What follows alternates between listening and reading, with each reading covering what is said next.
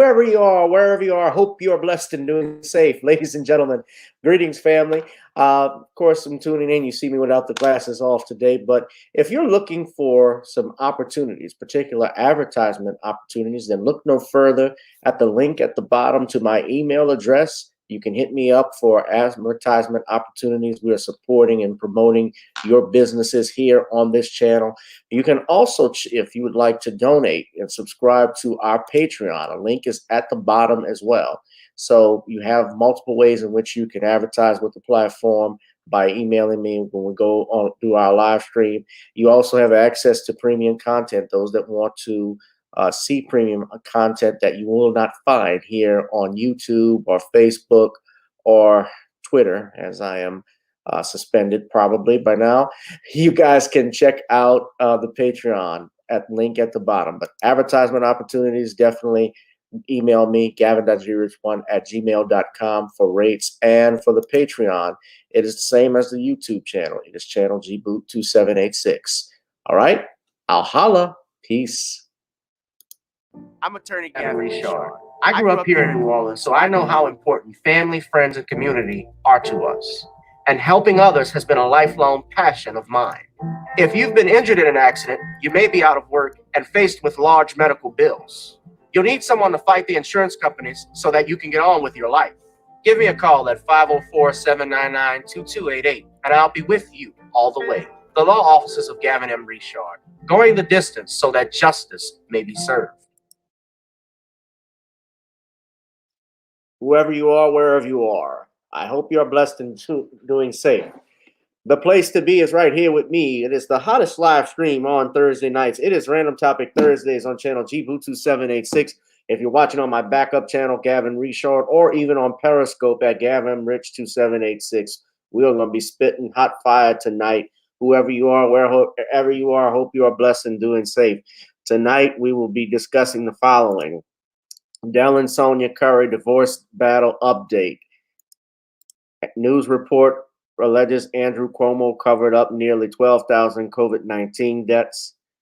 And finally, Larry Elder's comeuppance, of course, all this and more. And I will be joined by author extraordinaire Shawn James, the author of The Man Christ. Shawn, how are you tonight? I'm good. How are you? All right, good, fine. Welcome, chat. Welcome all who are present from Emperor Rex LVC, and also our brother, One Who Cares, who I saw on here earlier, but they'll be back in a little bit. I'm sure they're watching. So you guys, you know how we do this. Before we get on down, we got to get on up. But I got to pay a few bills first. Let me just ask you all to please go to my website if you have not, Nawny'sCreoleBlends.com. That is the company for our seasoning company. Try it on chicken, meat, or fish. Nawny's goes great with every dish. Also, thank you to our 1,000 subscribers. We could not have done this without you. Shout out to all of our family, friends, our new Patreon subscribers. We've had a good number of, a couple of people have joined the Patreon. Shout out to them. You can still subscribe to the Patreon if you want to see some new videos. I'm actually going to upload probably my last stand-up comedy show I did on Patreon tonight. So yeah, that's going to be dropping soon, so you all can check it out and see. I don't want to put it on YouTube and offend anybody, so y'all be able to check that out a little later tonight. And of course, guys, now, as I said before, we got to get on up. So if you have not, please download on iTunes, Spotify, and Apple. Got to get on up. Preferably if you download and buy the track on iTunes and Apple, that would be great. But if you know, a lot of people say they love the track. I got new music coming out. I know I was supposed to put something out tonight, but I'll explain that a little bit later with all the crap that's going on in New Orleans right now. So just sit back, relax, ladies and gentlemen, and enjoy, because it's going to be a great ride. So without further ado, let us get on up.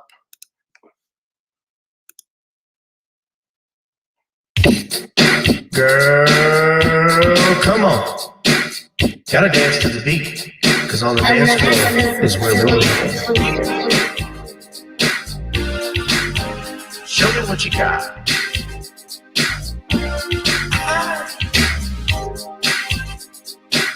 Gotta feel the groove. Feel the groove, get on the floor. Get on up. Right now the party's wasted. There's nothing much to do. But once the groove gets started, tell me, what do you have to lose? Just look into my eyes, girl, as we glide across the room. And what to my surprise now, the beat takes hold of you. Now if you're feeling like I'm feeling, so come on baby, let's start dealing. Time to get this party started. Ain't no time for the broken hearted. When the rhythm takes hold of you, there's only one thing left to do. Cause the beat is really moving. Time to feel your body moving. Gotta get on up and move your body. Cause when the beat is really grooving, it's time to feel your body moving. Gotta get on up and shake something. Feel the groove, get on the floor. Get on up. Tell the DJ play the whispers. Rock steady in the mood. Put on earth, wind, and fire. Tonight we're gonna groove. Show me how you do the four corners. Electric slide or two. Hit the bus stop or do the bunny hop, baby. It's really up to you.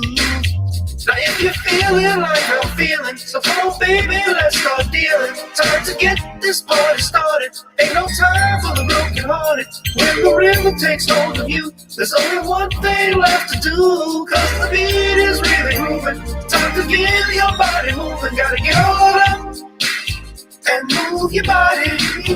Cause when the beat is really grooving, it's time to feel your body moving. Gotta get on up and shake something.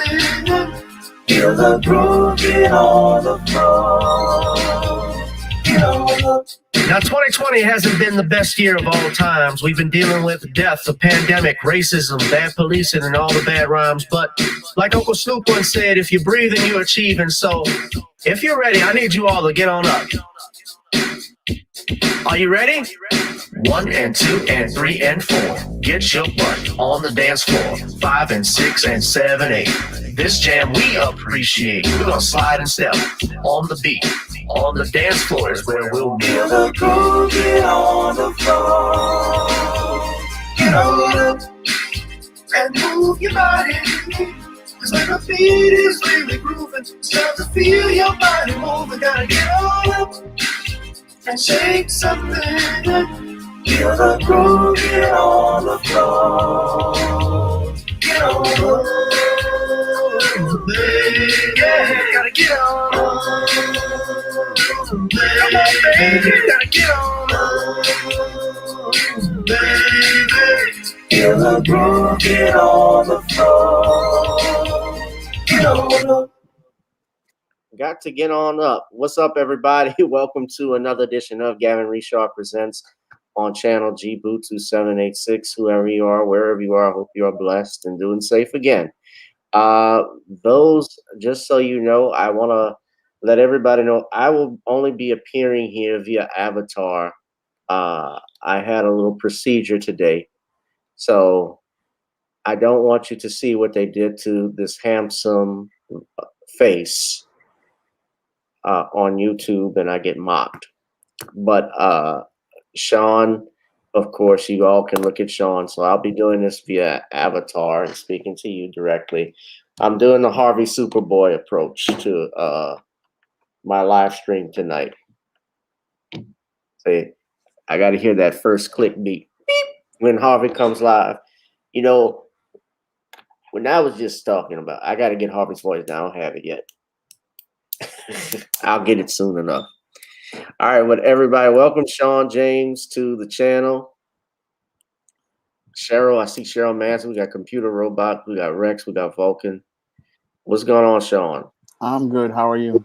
I'm doing fine, man. First, before we begin to our topics tonight, I want to ask you, how have the book sales been going?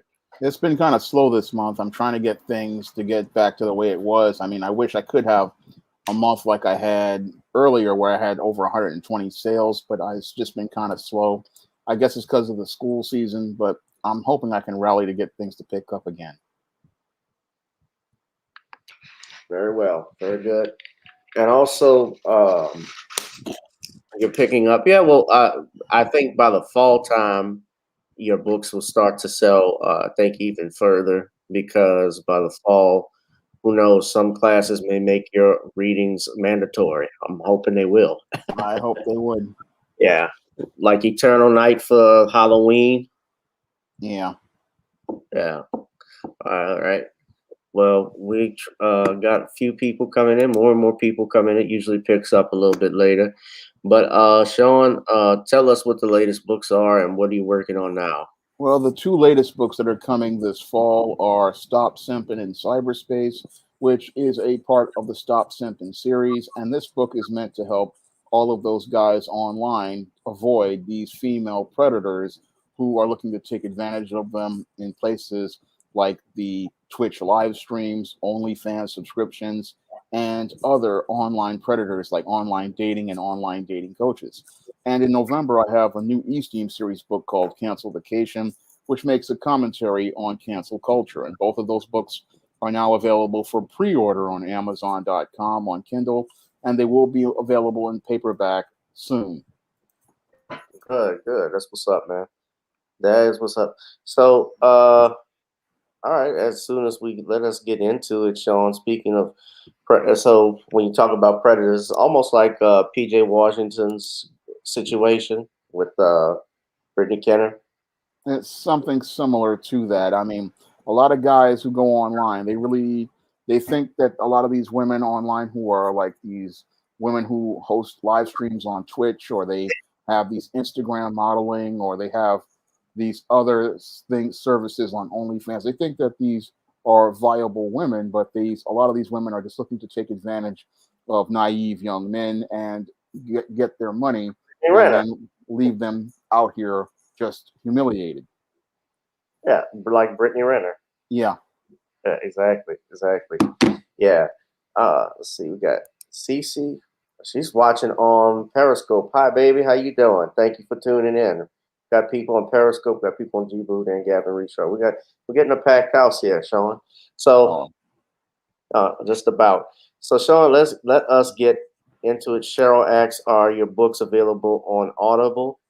They're not available on Audible yet, but I will be working on trying to get something up there. Just that I haven't had the time to record anything. All right. Well, Shawn, let's get into some news and get about the business right now. We talked about this before, but as he has left the office this past Monday, which was I believe Monday was his final day, a new report has come out saying that Andrew Cuomo allegedly covered up at nearly 12,000 COVID-19 related deaths. This is coming from the Associated Press. They found this information and it was released by the new governor, Governor Kathy Hochul.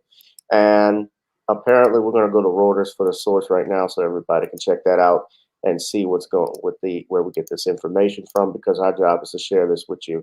This is a video here. I do not own this for copyright purposes. It is only being used under the Fair Use Act for commentary, news purposes, and educational purposes only. Fair use. So I got to do that because YouTube has been crazy with these copyright claims. So fair use of 1976. New York has revealed 12,000 more COVID-19 deaths that went unreported under disgraced former governor Andrew Cuomo. Cuomo's successor Kathy Hochul told NPR Wednesday the new numbers reflect official U.S. CDC data, bringing the state's total number of COVID-19 deaths to over 55,000. The previous number reported by Cuomo was incomplete, focusing only on confirmed COVID-19 deaths and excluding those who died at their own homes and other places.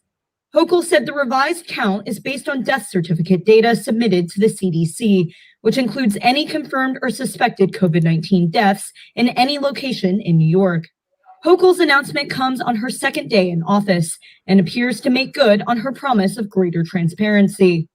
Cuomo, who resigned amid a sexual harassment scandal earlier this month, has also faced criticism for underreporting data during the pandemic to improve his own image. We will win the COVID war. According to a New York Attorney General's report released in January, Cuomo was criticized for undercounting coronavirus deaths in nursing homes by as much as 50%. Cuomo later acknowledged that his office should not have withheld that data, but fell short of apologizing. Even with the additional numbers, New York still has the third highest total number of COVID deaths in the country, behind California and Texas.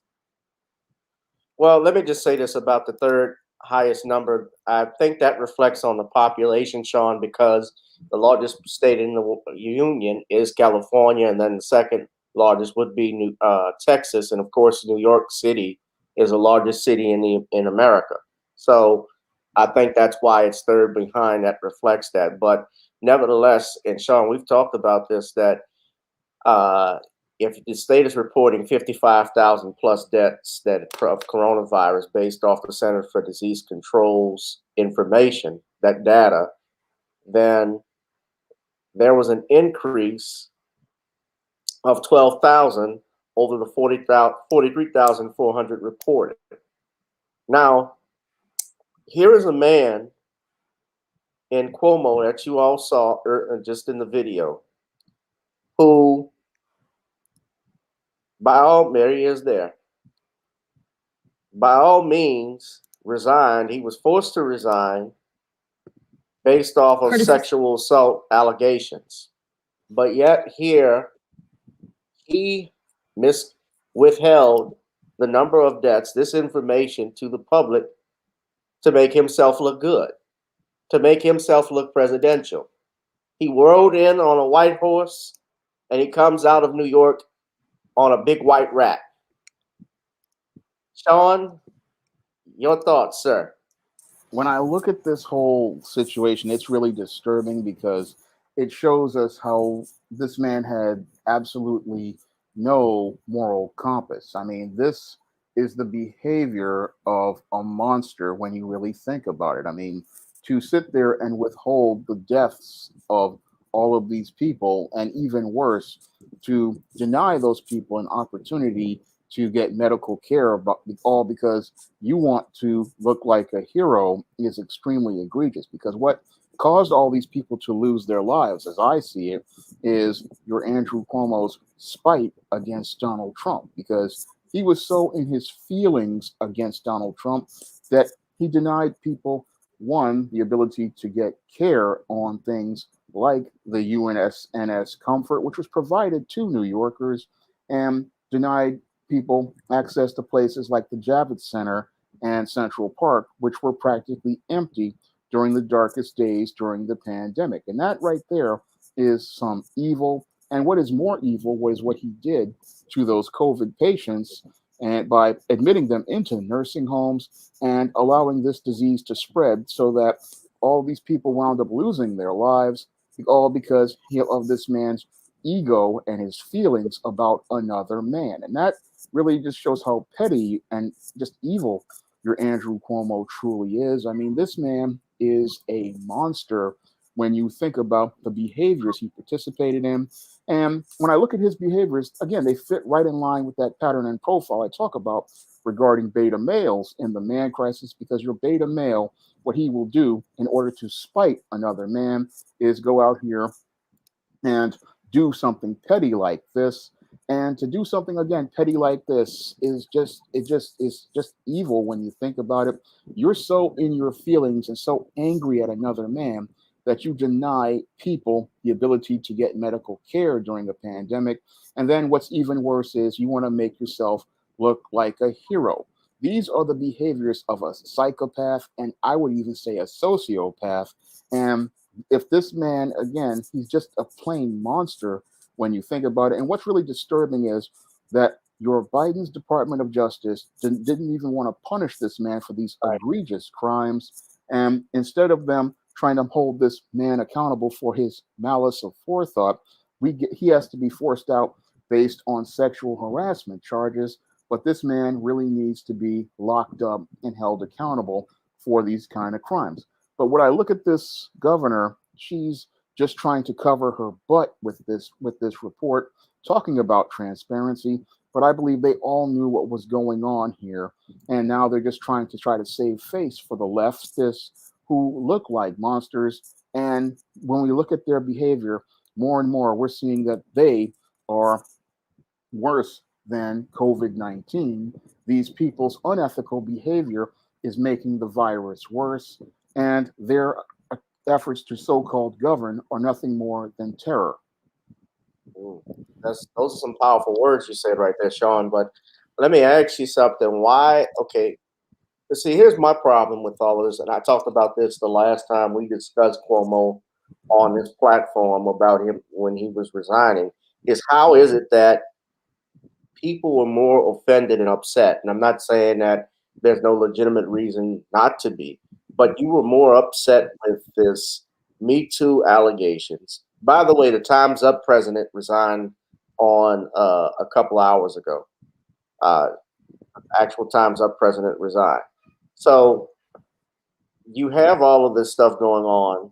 You're upset about that, but you're not upset over you're not asking, you want him to resign and step down, which he does, but only over what I perceive to be the allegations of sexual misconduct. They did not do this when Biden was accused of doing what he was accused of doing, as being touchy and feely with women. And I know that they were, the presidency is coming up, so that's the main reason why we didn't hear anything from Me Too in 2020, right? They were virtually silent. Am I right? Yeah, they were all silent. But the whole thing is the Me Too movement went to protect Joe Biden because he was a leftist. And the whole Me Too movement has been trying to protect people ever since they realized they messed up and alienated that Senator Al Franken. So they go out here and cover Democrats, but then they only want to go after those who don't fit their narrative. And when we look at what happened with Andrew Cuomo, it just shows how gynocentric our society has become, because we are more focused on sexual harassment and women instead of looking at this extremely egregious violation of ethics. Most definitely, most definitely. Very egregious almost, I would say, borderline criminal. It's definitely criminal. Well, maybe this is definitely, if you want to say, I don't know if he's filing a false report or anything of that nature, but this man admitting he withheld information, certainly he does not need to run for any office again. I wouldn't even vote for him for Dog Catcher of the Year out there in New York. I saw a couple people in the chat. I believe my man, was it Vulcan? Or was it, yeah. Vulcan said, I agree, this new governor is just trying to cover her own ass. You think that's the case? It could be the case with her, or you think she's... It's definitely the case with her, because she's got a known history of just sidling into jobs and not really earning them on merit.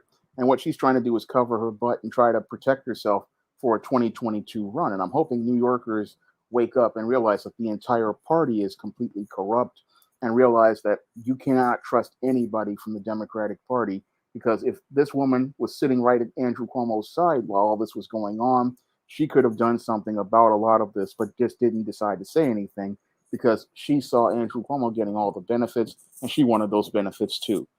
Yeah. Well, she's only got, what, about a year or a year and a half. A year and a half before the new election season comes up, the race for governor. But I guess she's going to get a head start on everything now that she's coming in. This is a bad, this whole thing, I think it's also showing hypocrisy, as you said, of the Democratic Party, because we have a situation where it's been the left that has been pushing this Me Too thing. Yeah. But we're seeing a lot of the so-called supporters of Me Too, the people who are tied with Me Too, the far left, who are being accused of sexual misconduct. The Andrew Cuomo, who refused to even go to hit some of his seminars that he enacted back last year, that he signed into law. He didn't go, he had somebody else go for him, according to the report that was released by the AG. You had, of course, the situation, I mentioned Joe Biden earlier, but what you said about Al Franken, it wasn't just also Al Franken. There were Several some other congressmen. several congressmen that were accused out in Michigan. Although I thought it was BS. Mr. John Conyers, the late John Conyers, got a Me Too charge against him from stuff that happened 20 years ago. I think that was BS because John Conyers, actually, he was one of the last few congressmen that actually did stuff or tried to do things constructive for blacks. The last great one that you had was the one who was Cynthia McKinney. But obviously, the last great one total we had, the last one that came out of New York was Adam Clayton Powell. So about Adam Clayton Powell Sr., who actually went to bat for his people. He was a fighter. He was a rider. And like what's going on in New York City is interesting in the state of New York because the Dems, they wanted to impeach Andrew Cuomo, and they could have, but I guess when he said he was going to resign, it would have been a waste of time to do that. Well, they're continuing to go on and to impeach him, but the whole thing is it's all He's farce. out. He's out. Well, they're still going on an investigation to find out what he's doing, but the whole thing is just a farce. They can invest. Okay. They're going to try to investigate him. Well, you're talking about the police department's investigating him or the state assembly? The state assembly is investigating him. Only on the Me Too stuff. Yeah, only on the Me Too stuff. But there's a whole lot of stuff That's under there. Yeah, it is a farce. It's a waste of money. What are they going to investigate and find? They're not. The legislative is not a. They are not the police. No. They're not the legislative can only make laws. They have no authority over him. He's a private citizen now. And he's filed his retirement, so. He's got his retirement. He's got his retirement now. Yeah. Well, he did his 2.5 terms as governor. I think a lot of people, his brother is still on CNN, apparently, so he's not going anywhere as of now. But yeah, man, this is very interesting stuff that's going on. We're going to continue to monitor it. But 12,000 deaths, Sean. I mean, my goodness. But it just shows you how twisted these Democrats are regarding Donald Trump, that they would let American citizens die just because they are in their feelings about one man. I mean, that is some really, again, beta male behavior. When you think about it critically, you go, that's what a beta male does when he gets so in his feelings about people. And that's why they're dangerous to have in positions of power like this. Yeah.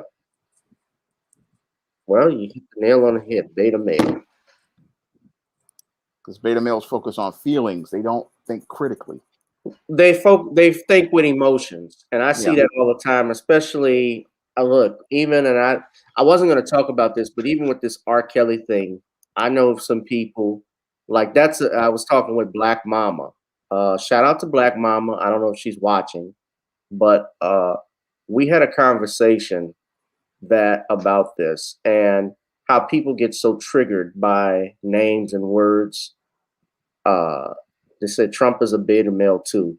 Well, the thing is, Gordon, is that when it comes to you say Trump is a beta male. Well, I don't think Trump is necessarily a beta male. I think he's just arrogant.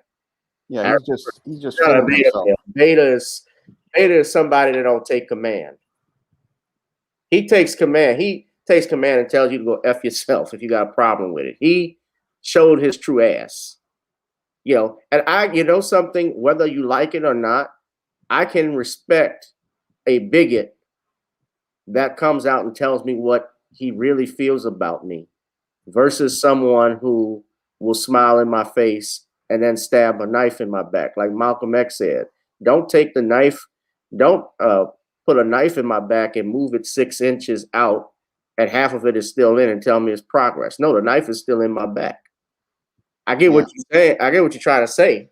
But, Trump, I can say this, look at the situation, at least with Trump, and you knew where you stood. You knew where he stood. Look at what's going on in Afghanistan now. This is a travesty. Yep. And because at least with Trump, you knew he was a jerk, but you knew he was honest. Right. You know, like Brother Ron Hurd said, we didn't have any major wars under Donald Trump. Yeah, he was up front, straightforward. Yeah, now we might be on the verge of war again. And all they do is they hid so much that it's like that's what another thing with the beta male is he hides so much stuff, and then when it blows up, then you find out he's just made a complete mess, and that's what we got right now. Right. A couple of but you said a couple of congressmen. I'm trying to think of some others that off the top of my head, but there were quite a few. There were people that stepped down. I mean, I know they tried to get the governor out in Virginia, the lieutenant governor black man who was gonna run. And you notice when he said he wasn't running, or he withdrew from the race, all of that stopped. Yeah. That was the governor of Virginia who got caught in blackface. Well, yeah, he got caught in blackface saying he was trying to go as Michael Jackson, but he's standing next to a Klansman. He didn't look anything like Michael. But the minute the black man was about to take over for him, they came out with these claims. And then when he decided to back off, all of a sudden the claims just disappeared. And that is a perfect example. What happened? You said, Trump didn't have wars, but he did backdoor deals, which is coming out. Yeah, well, shit, all of those presidents did backdoor deals. A lot of them do. Biden supposedly did a backdoor deal with this thing with his son. Supposedly, because I talked with Judge Joe. I've looked at the information. Stuff is coming out there. I heard there was a grand jury that was still investigating Hunter Biden. But yeah, that's going to go nowhere. You don't think it's going? No. Well, I wish we could have the judge on because I think he would disagree with you. But yeah. But yeah, you may never know. Probably not, just because you think just because he's daddy's boy. Yeah. Yeah. Well, you might be right. They all do backdoor, man. They're all doing it. I mean, the business decisions are made on a golf course, not in the boardroom. That's why if you saw the movie The Banker, which was an outstanding movie, you ought to watch that on Apple TV. Oh, I saw it. Well, I'm talking I know you saw it, did a review. Yeah. I did a review on it as well. But if you all watched that, The Banker, you saw how they tried to, Samuel Jackson and Anthony Mackie's character tried to get Nicholas Holt's character to play golf. These black men teaching this white boy to play golf. Why? Because they wanted to buy that building and they knew that the man who owned it was an avid golfer. Yeah, so they knew how to do stuff with that. Well, trust me, I honestly think Sharon Biden may not likely be president. And let me be clear with my words. I'm not wishing harm on the president. By no means. I don't want the FBI to come to me. What I'm saying is that I think he might resign later this year. I think the pressure might get to him. They're going to put Kamala Harris. That's what they want by way of the 25th Amendment. And they're going to try and find a way to have Nancy Pelosi as vice president, although she'd probably be running everything. That's the point. I think that'll be 10 times worse because Harris is complete incompetent and Pelosi is just as incompetent. So gynocentric leadership.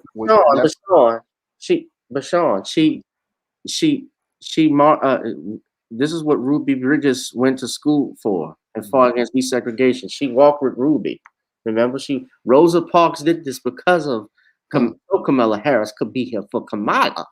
Kamala could be here. Kamala could be here.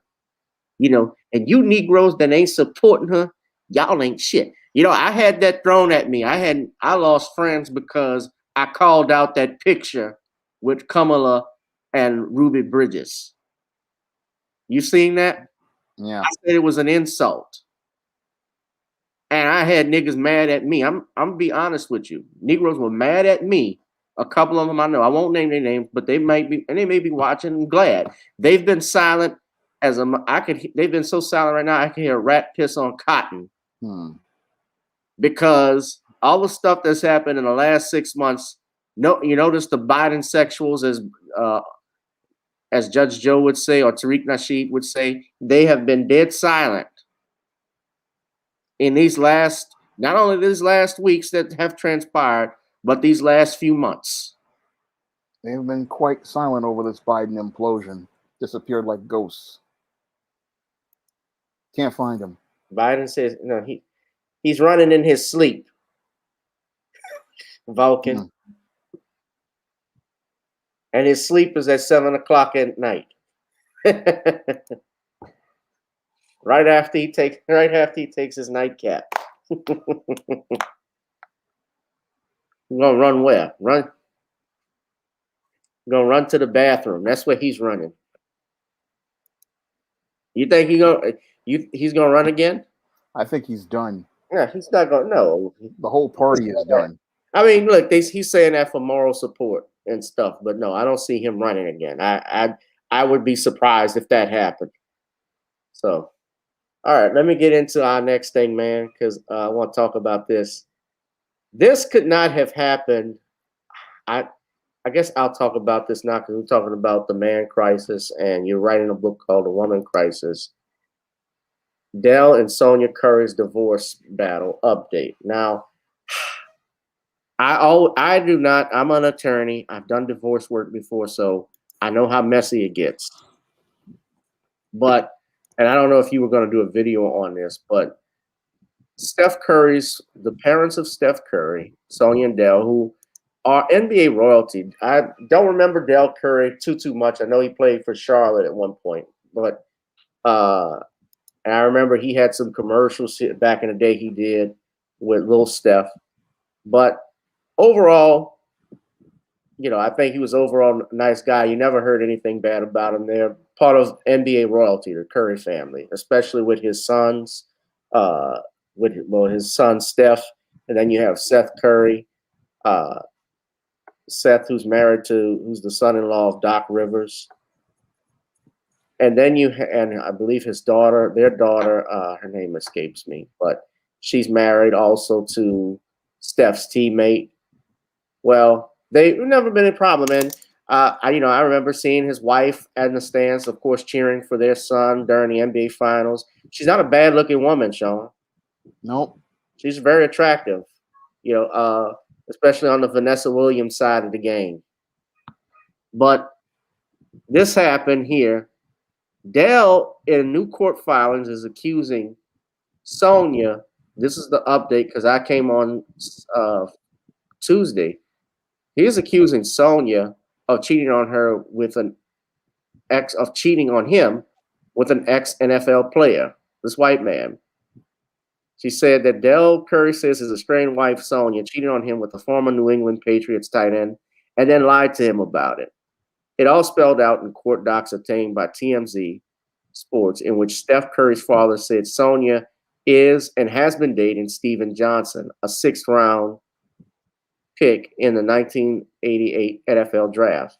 In the docs, Dell says Sonya began her extramarital affair with Mr. Johnson during the marriage and prior to the date of separation. And she lied to Dell each time she cheated on him. Dell, in the doc, says Sonya is actually living with Johnson in Tennessee and claims she should not be entitled to any alimony because of it.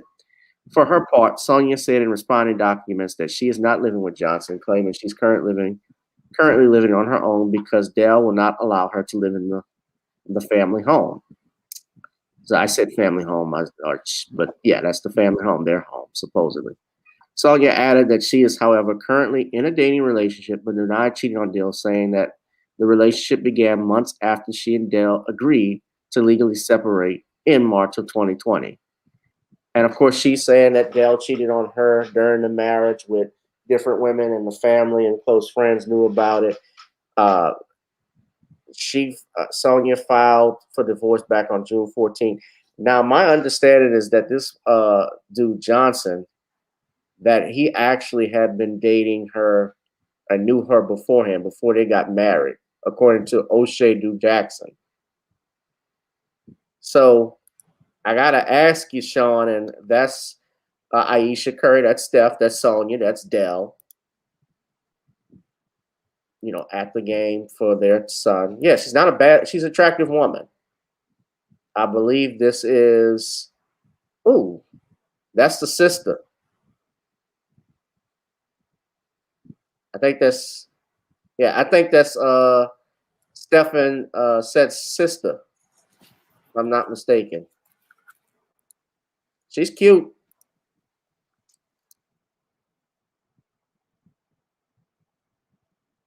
Yeah. Yeah, Sadell Curry. That's her. Yeah, oh she's fine. Okay, so Shawn, what do you think? Well, I think that your Dell Curry really wasn't doing any critical thinking, because if a woman you're involved with is talking about another dude before you even marry her, then she's not into you. So he practically fell into a trap with this female, and she probably saw that he was making money and she decided to marry him. And then she was going to have this other NFL guy as what they call the spare penis. That's what Mad Voodoo Man, the Iceman, calls them. And I call him a side dude. And she's probably, as she was out here with Del Curry, out here with the side dude.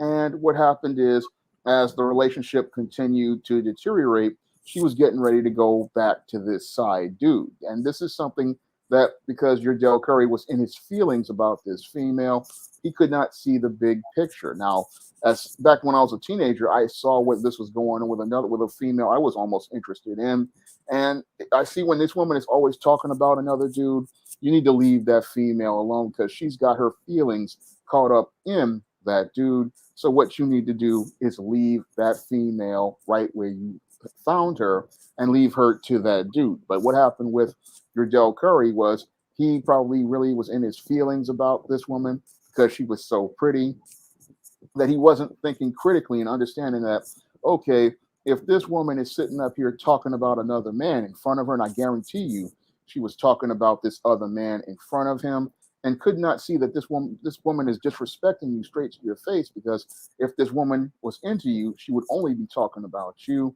But he let this go on for, I think, about maybe 20, 30 years, if that's the case of things. And what happened is, now she's tired of this dude. She wants to get with this white boy, and what she wants to do is take this black man's money and give it to this white boy. But he's not, because he could have avoided all this if he did some critical thinking and said, "Oh, she's talking about another man, then I need to just go out here and leave her alone." But unfortunately, he decided to try to work things out with her, not understanding that whenever a woman is in her feelings about a dude and she's into that dude, you need to just listen to what she's saying and watch what she's doing and charge her to the game. Now, because he could not charge this woman to the game, now she's going to get ready to try to charge and take all his money out of his wallet. And sadly, this is all what happens when you don't have anybody to sit down and talk to you about women and let you understand that if this female is out here with another guy and is into that other guy, you leave her right where you find her. Mm-hmm. Well, no doubt. But here's the thing too. I think with Del Curry, at least after this, at the age of 58, I believe, or 56 years old, he has options too, because he'll have no problem finding a younger woman. Oh, he's not going to have any. He's not going to have any problem at all. What's going to happen to her is what's really going to get messed up. Because I've seen this whole paradigm happen with these type of females all the time. What happens is they will drop the dude who was taking care of them and think that they still got it like they did when they were younger. Try to get with this other dude, but then what will happen is the dude that they had as a side dude that they want to make their main dude. What he's going to do is drop her because she doesn't have any access to the resources anymore, and she has other options as well. So she doesn't understand that she's the one who's going to be left out in the lurch, because now she has no value to that man, because as long as he could be the side dude and be the parasite sucking off a little bit of money she was giving him, she had value. But now that Del Curry is gone, she has no value, and he's no longer got any more thrill for the chase. So he's going to dump her. She's going to be butt out here being an old lady trying to rebuild her life. And some of these women, they get in denial and talk about how they're going to be this hot cougar, but she's just going to be another old, washed up female out here regretting getting rid of her husband. Meanwhile, Del Curry can go out here, go find a younger woman, and go out here and build a whole new family all by himself. Yeah. Right. I mean, and she's a basketball wife, apparently, sports. It's just, you see these stories that happen all the time Yeah. about people that divorce, people, they still call it, like, for instance, she's still going to keep the name Curry, I'm pretty sure, because that's her son's name, her boy's names, his last name's Curry. They took after their father. The Yeah. name Curry, it means something. It has Well, a value. It's like when Tina divorced Ike, and I'm even hearing, I don't know if you knew this, Sean, but a lot of stuff in that movie, What's Love Got to Do with It, was fictional. I know it was an adaptation. Right. It was an adaptation, but what it was specifically from what Judge said, because Judge obviously knew Ike Turner, he knew Tina. I mean, he speaks ugly of Tina. She said, Tina used to beat up on Ike sometimes. Well, Tina had deep self-hatred. I mean, the woman now has a British accent, and she was chasing white men. So, but I have to, Tina is now a Swedish citizen. She retired to Sweden. yeah. But Lamiko says, but there's rumors out here about Dell's past of cheating on Sonya, which, and I talked about that in the video before. A lot of those basketball players, football players, all of those athletes will have a side piece on their arm. It's not right from a moral perspective, perhaps, if they're married, but these women, that's what you sign up for. You know you're going to have a side pick. That's what you sign up for, yeah. But of course, women won't. A wife still doesn't like it. It's still against their vows. But I mean, sometimes they. But I mean, the other thing too is, if she knew about it and said he was doing it for years, well, ma'am, why did you stay? That's a good question. Well, now she's on the road to bust downtown. So, Yeah. And this white boy, Steve Johnson. Let's look at his stats. Steven Johnson is. I'm just trying to look at who he is.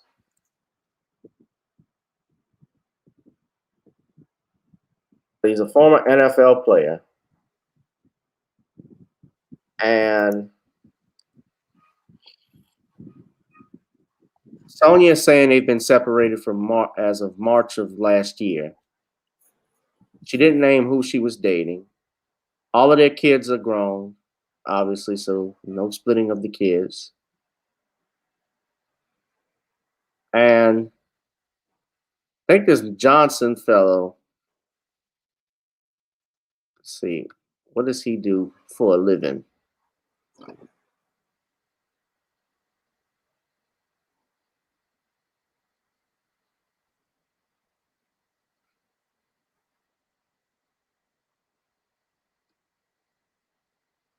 So it says here he is. All right, I want everybody to look at this. Okay, so this is Steph Curry's new bow. This is Steph Curry's mom's new bow, allegedly, because I don't know all the facts. I'm just saying alleged, just putting it out there because this is what's being reported. But damn. Now look at this. Man, now look what it says here. She said she was left with no choice but to reveal his cheating after he accused her of being unfaithful. Johnson, 56, played college football for Virginia Tech between 1984 and 1987 and played in 3 games for the 1988 Pats. The Bristol, Virginia native has ran his own construction business, Johnson Commercial Development. Oh, yeah, that Johnson. Double meaning, double entourage. Since 1995, according to his website. So Sonya and Dell initially met in college at Virginia Tech and welcomed Steph in 88, Steph in 90, and daughter Sadell in 94. those may not even be his kids. Huh? I said they may not even be his kids. Oh, those are his kids. Oh, okay. I can tell. You can tell. I mean, Seth looks just like his father. Looks just like Dell. I think those are definitely his kids. She probably planned it correctly. Who knows? I don't know, man. It's all crazy and it's a big mess, man. But is it ironic? It's ironic that Dell and Sonya named one of their kids after her lover. For example, one of her sons' name is Stephen Curry, which is the full name of Stephen. Well, not really. Stephen, of course, we say with V. Stephen is Stephen. I don't know about that one. Kind of a reach. But yeah, but if Dell cheated in the past, or if they both cheated in the past, it won't have any bearing on the case. Well, there's something in the law called reconciliation in family law, where if a lover cheats on their wife, if a husband cheats on his wife with his lover, or a wife cheats on her husband with her mister, then let's say they separate for a little while, but then they try to resume the marital life together in some way, shape, or form. It's not just about having sex. It's also, whether they're living together, they're communicating, they're resuming the marital life, as I just stated earlier. Then that would be a defense for a divorce. That would be reconciliation. That's an example of that, right? Yeah, it would be. Right. So if he were cheating on her multiple times, she knew about it and said nothing. The family knew about it and said nothing. She continued to get money, obviously, because he was an NBA athlete. She continued to enjoy, I guess, the fruits of their labor. They had children together. When Dell was drafted, Dell Curry was drafted in the I remember him playing in the 90s, if I'm not mistaken. But he was drafted in 80. His playing career was from 86 to 2002. So for that whole time, that's about 16 years. So they were still married then. And according to the documents, they didn't break up. They didn't separate until 2020. So I got to assume that she forgave him so far, unless you're telling me he threatened her in some way or something like that. But yeah. Yeah, I mean, to stay that long, it just shows that she either knew about what was going on, because a lot of women know about what's going on and turn a blind eye, or that she just didn't care. I mean, that's what I'm seeing right there. Now, when I'm reading from Black Voltron asked the question, did I say that Sonya Saidu Dell and her all went to Virginia Tech? Let me pull up the exact article. It doesn't say. I was quoting what I believe O'Shea Duke Jackson, if I'm not mistaken, stated that they knew each other before Dell and Sonya got married, if I'm not mistaken. But what the paperwork is saying about Johnson and what Daily Mail has reported about Johnson is that Johnson, no, he went to Virginia Tech. Oh, shit. So, yeah, they did go to the same school.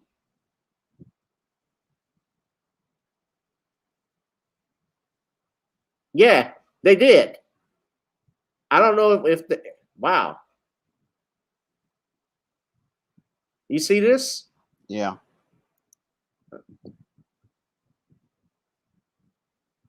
So if they all went to the same school, she definitely knew that. This is making your Dell look like a big time simp. Oh. So she had him as a side dude. Yeah, man. You know what? He might have known she was messing with him, and he messed with his side pieces on the side too. Yeah. They may have had an open marriage, for all I know.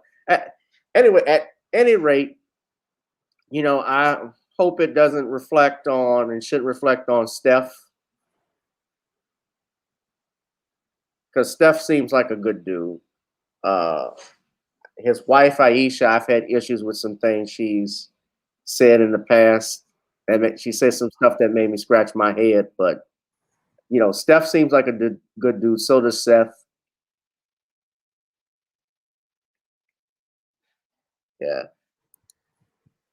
Yeah, man. So they all went to school together. So he gets drafted in 87 or 88. They get married, and Steph was born in 88. Oh, wow. Yeah, he does look like it. It would look like a sim, but I mean, what did you think of? I'm just curious. What did you think of the Steph Curry and Aisha Curry? You have done videos, I believe, about some stuff Aisha said, huh? I'm thinking that marriage is on the brink. I'm thinking that this woman has no respect for him anymore. Yeah. And she's looking at the exit. She's just looking for the right guy to get with to get out. She's looking for the right time to get out. But your poor Steph Curry, he can't see the signs like we all can see them. Because if your woman is good, she's not going to be out here showing it to other men and trying to get their attention. She's going to be showing you everything and trying to get your attention. It's like what I put in my upcoming book, Stop Simping in Cyberspace, in one of the chapters. And I asked the question, why is this woman online? If this woman is good, she's not going to be online trying to show herself to other men. She's only going to be showing herself to you. Yeah, if they went to the same school together, it's a strong likelihood she knew him. I'll just put it that way. But yeah, man, Sharon White said now it makes sense why his son is not talking to him. I think his adult children know more about the situation. Yeah, and what you said about Aisha Curry, I saw something. I believe it was Brother Jason Black who posted this, that she said something to the effect that he can't multitask, but he's good with the kids. Remember when she posed nude, and then she's for her cookbook magazine, and she made a comment about how she felt something along the line she didn't feel like she was desired. Yeah. I'm like, baby, you got a husband that makes $100 million a year. What are you complaining about? He gives you your attention. He gives you your full attention. He's in love with you. But she's not in love with him. And that's the whole thing. Yeah. Now you think, I don't want to wish ill will on anybody, but you think that marriage is on the brinks too. Yeah, it's on the brink, because if your woman is out here showing herself to other people, that's not a good sign. Usually when a woman is into a man, she's not going to be trying to show herself to other men. I mean, in fact, when your woman is, that's like Kim Kardashian and Kanye. yeah, when your woman is out here and she's really into you, she wants to show you respect. And the whole thing is, part of showing you respect is keeping her body and herself private for you. So if she's showing off to other people, that's a really bad sign. And it's a sign that she's already starting to audition your replacement. Brothers take heed. Brothers take heed, man. I'm finding a lot of these NBA players, I find a lot of NBA players, or at least some of them, they're alpha males on the court, but off the court, they're a bunch of betas. Like I saw, it doesn't surprise me, but Dwayne Wade even said, like, it doesn't surprise me with him, but he made a comment, I believe, about how there are no gender roles in our household. Like, I'm not the traditional father and she's not the mother, or things of that nature. There's no gender. You know what I'm referring to? Yeah, I remember that when he just showed weakness, because any man is going to want to be the head of his household. He want to run his household, and he's going to want to set order. Now, we got a lot of weak men, especially with these NBA players. A lot of these guys are soft, they're weak. I mean, they just are so submissive because they never had nobody there to really teach them manhood and to teach them that their role as a man, as stated in the Bible. They really sitting up there buying in all this feminist stuff and all these ideologies talking about being equal. But the thing is, God made everything equal. and he made it to be balanced in the way it's supposed to be. And again, you got guys talking about, I don't need to be the head of household, I don't need to be the father. That's a weak man. And we got a lot of these NBA guys, they have a lot of skill on the court, but they don't have any male life skills, and they don't have any good male survival skills. Most definitely. All right, well, let's move on to our next topic. Hit that like, share, and subscribe if you like the content of what we're talking about tonight. It is Random Topic Thursdays with your boy, Gavin Richard. I'm here joined with author extraordinaire, author of The Man Crisis, Shawn James. You can buy Shawn's books on Amazon, like Revenge of the Cyber Goddess and John Haynes Taking Care of Business, all on Amazon.com. So, Shawn, the next thing I want to talk about was this. I think I'm going to save this one for last, but a couple of things that I want us to talk about this. Okay. Sha'Cari Richardson supposedly comes at Alyson Felix. It was reported, Alyson Felix, she was running in her boots this past weekend against the Jamaicans. She finished ninth. I tried to defend the sister to a degree because she's young, 21 years old, and especially after Roly Poly Bird came at her. If you saw this, when he came at her and he got dragged by his ascot, this is how they wrote it, for taking a swipe at Sha'Cari Richardson. And Boule Bird Porky said, damn, if Kara Sha'Cari Richardson got smoked at the Prefontaine Nike Pre-Classic like a big Jamaican blunt, that was brutal. If your ass gonna write checks, they can't bounce. She finished ninth. She got humbled real fast by the world's top sprinters. And a lot of people came at Swollen. Somebody said they called Roland Martin a pig in a blanket. Roland Martin wants to be the cool uncle, big homie, but he is a fat, unattractive, and necklace, lame, a perv. And I will never forget him crying about VP, not calling him about Kamala Harris, Vice President Harris, during the election, talking about black men are left out. The Roland Martin tweet still bothers me. Worse, the number of people that are co-signing. Dude has that profile and relishes dunking on black women when the only thing he can run in his mouth. He's a clown. Anyone that rides with him is a clown, period. Somebody wrote, Roland Martin looks like he would have a heart attack if he even tried to watch someone exercise. Don't really need his commentary on this topic. I'm tired of that beluga whale built moron, Roland Martin. Did Roland Martin congratulate or show love to Elaine Thompson-Herah, Shelly Ann Fraser-Price, and Sharika Jackson on their wins, or was he focused on demeaning Sha'Cari? Nobody beats you in a sprint to look a fool. That's talent. Roland Martin is going to put the ass in ascot at every opportunity. But guys, y'all know me and how I feel about Roland. The only thing Roland is mad because he gets mad at anybody that can walk up a normal flight of stairs without breathing heavy. But I've had my issues with him. You know that, Shawn. Yeah.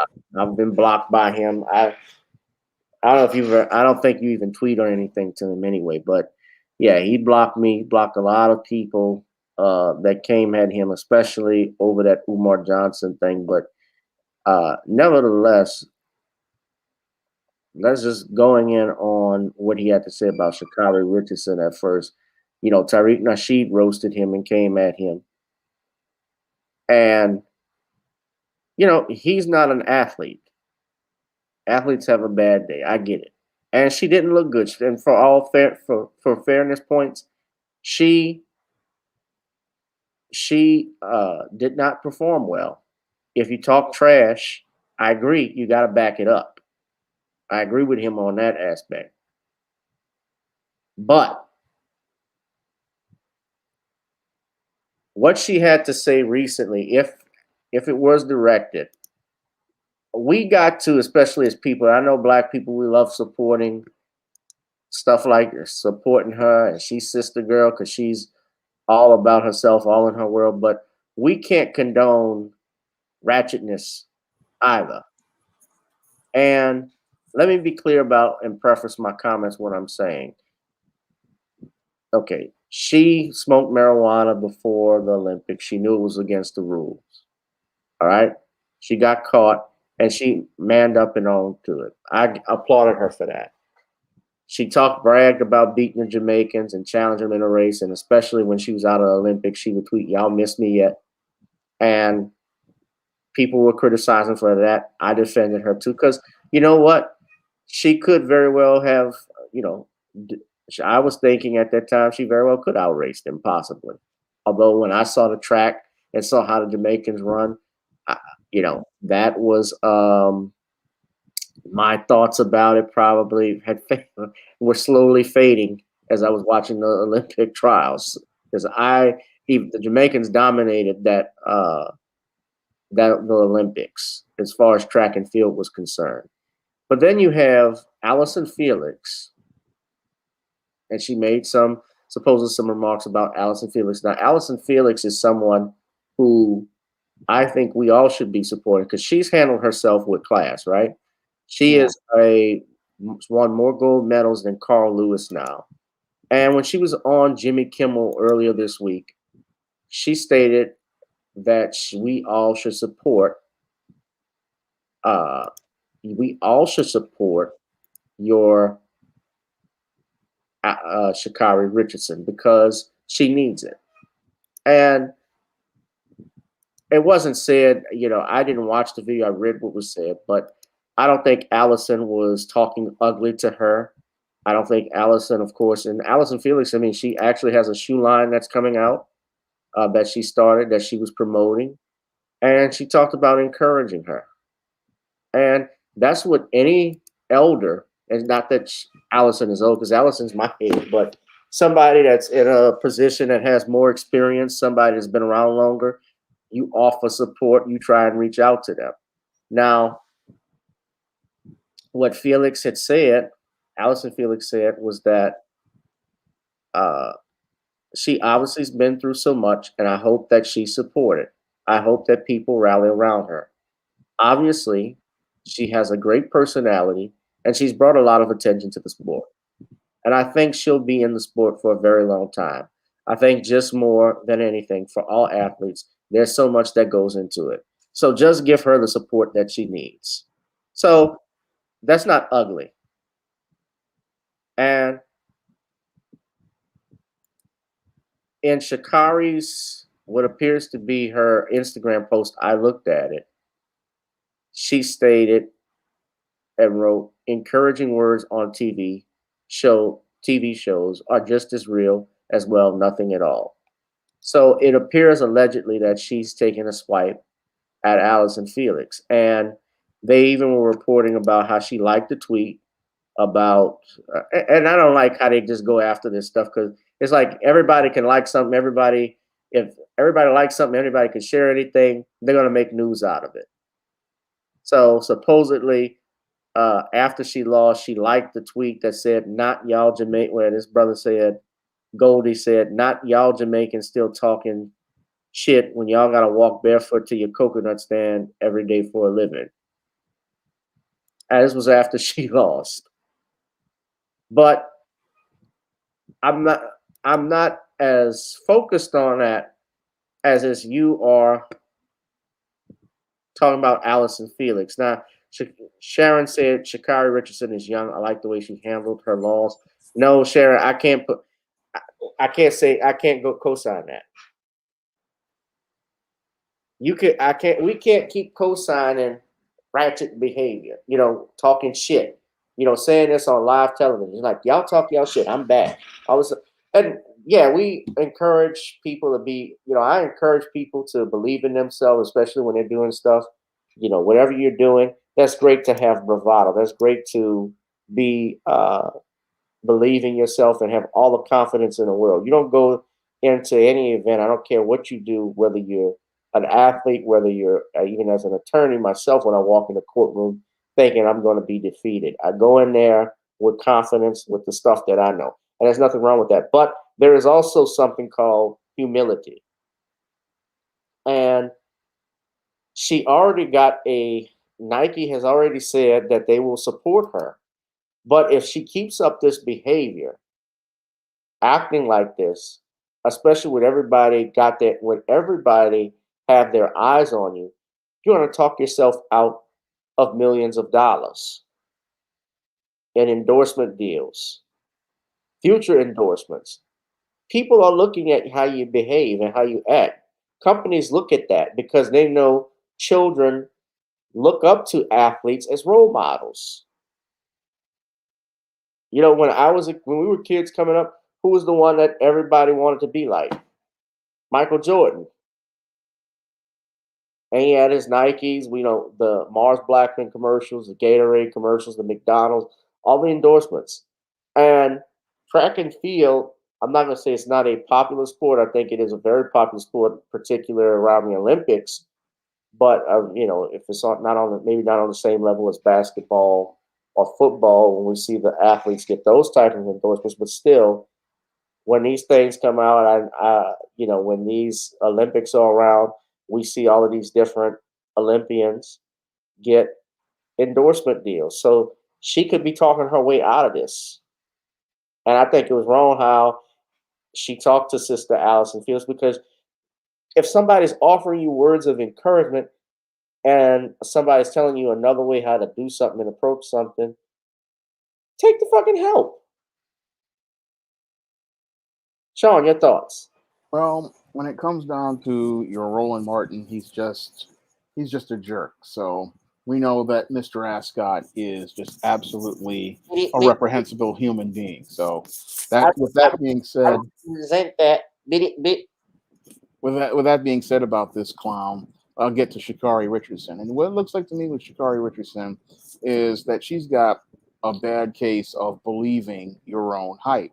Now, your Sha'Cari Richardson, she's already had a bad situation with the marijuana, and now she's going out here and not really taking the advice of other people, and she's really going to set herself up for failure, because in the whole field of sports, you need to be humble. You need to be able to listen to other people and take advice, because those people have been where you are and they could possibly give you some help. Because if she's sitting here being extremely arrogant after practically missing the Olympics and a chance to go out here and build your brand, and now you place ninth, and then you still are out here full of yourself, this is not a good look long term for you optically. And you're going to go from being a athlete that people want to go out here and get for endorsements to somebody who's going to be sitting at a convention somewhere signing autographs and people wondering who you are. I mean, that's where she's headed right now, because she's got a really massive ego and she doesn't know how to go out here and have some humility and show some sort of sportsmanship and sportsmanlike conduct and show respect for other people and show respect for the sport that she's in. Yeah, exactly. She's going to find out the hard way.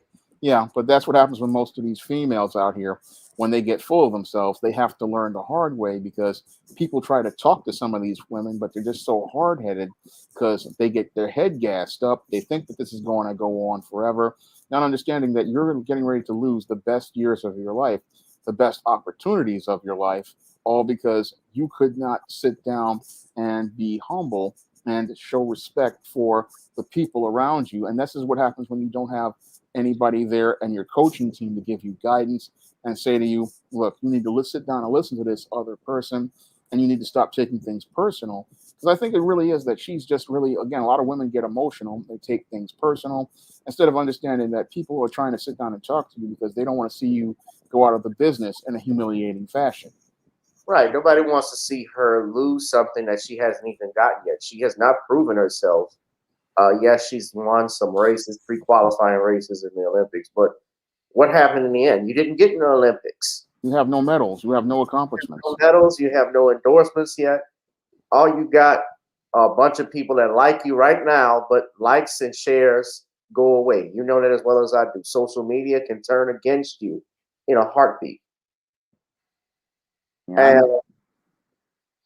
And you know, in a situation like this, you know, you have someone like Alyson Felix who has been there and is trying to guide, you know, and again, no, I don't know what if Alyson ever reached out to her, if she ever said anything ugly to her beforehand. I doubt it. We don't know what celebrities do or people do in their private life, but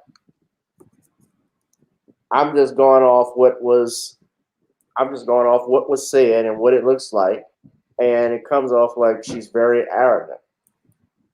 Comes off too arrogant, almost like Rowley. Yep. And although Rowley is worse. You know, I'm a man. I'm a biscuit. You damn fools better follow me.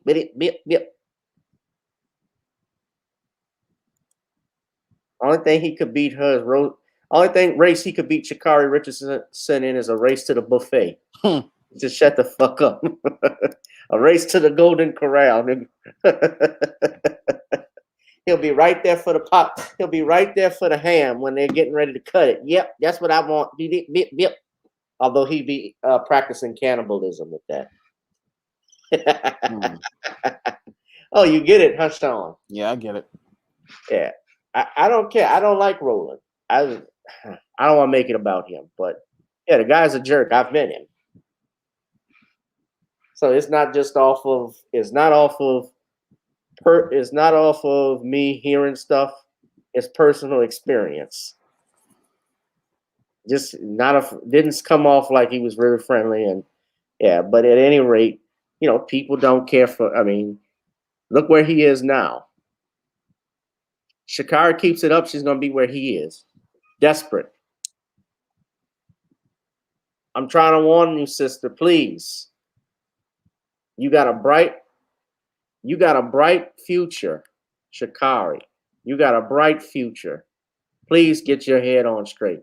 Because I've seen it with athletes. I remember there was especially with athletes, I remember there was an NFL quarterback that actually went to LSU.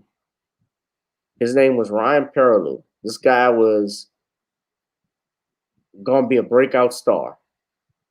And something happened. I remember when he came in, it was like 2007. But something happened around that time where he actually got dismissed from the team. A lot of those players, I remember a lot of great players that got caught up, whether it was in weed, whether it was an accusation with girls or anything like that. Something happens and they lose it all. Look what's happening. I don't know if you know about the Darius Guy situation, but this was a guy who broke all types of records at LSU as a running back. Gets drafted to the Washington Redskins, but when he has an accusation of domestic violence levied against him, they cut him. Never heard of him, but that's what happens when you get right. You never heard of him because he got cut. Yeah, because he got cocky. He made a mistake. And he got full of himself. The biggest mistake you could ever make is believe in your own hype. Well, I don't even know if the allegations against him are true. But it's just like he's not the only one, because there are countless other NFL players that have been accused of it. But look, and it's not a black thing. No. Because they got white folks who see. I'm staying on code with it, y'all, because I remember the Chad Wheelers. I remember who was the punter for the Giants that had domestic violence charges. They had to cut him. You know who I'm talking about. I don't remember him. Josh Brown. That's him. Yeah. He got accused of stuff. They didn't really talk about his shit. War Machine. War Machine was the UFC fighter that raped and nearly killed his woman.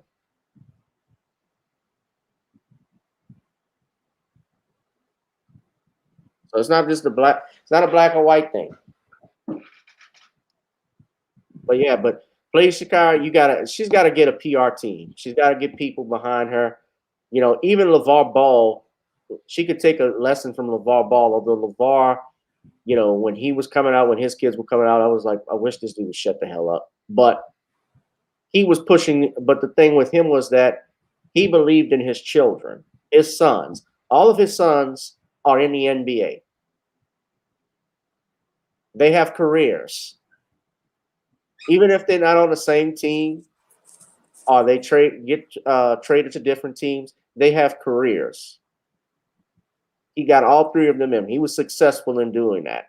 And there were people that were shaming him because he was bragging on his kids. There was nothing wrong with what he was doing, although there were times when you got to be quiet, pull on the side, because watch yourself, because other people are watching and, of course, trying to get your sons because they see they're talented. They see that they can sell their items.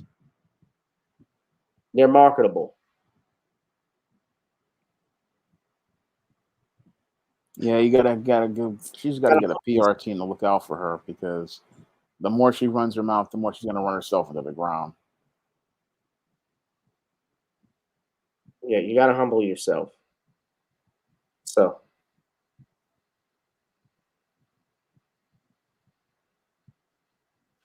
all right, so Shawn, next thing I want to talk about, I had a couple of things. I want to ask you, did you get a chance to or have seen, I talked about this Tuesday, but I wanted your thoughts about this. What were your thoughts, if you did, and you probably didn't, on the Breakfast Club? They did an interview with Boosie Badass, and they were talking about Boosie with regards to his comments about LGBTQ, about gays. I'm trying to I gotta be careful, but apparently he was taking his stance. He didn't believe in it, and when you listen to the Breakfast Club or the Breakfast Clubs, it's like they tried to get him to change his opinion. Had you heard about it? Haven't heard of it. Have not heard a thing. I don't even listen to the radio or any of these people. I mean, I'm so busy working, trying to get to that next level. So you know who Lil Boosie is, though, right? No, I have no idea who this guy is. Okay, well, Lil Boosie's a rapper from my neck of the woods. He's from Baton Rouge. I remember back in 07, back in January of 2007, I'll never forget this, or 06 rather, no. He had a hit song called Wipe Me Down with Webby and Weeby, excuse me. And he had he used to sell mixtapes, man, back in the 90s when he was coming up. And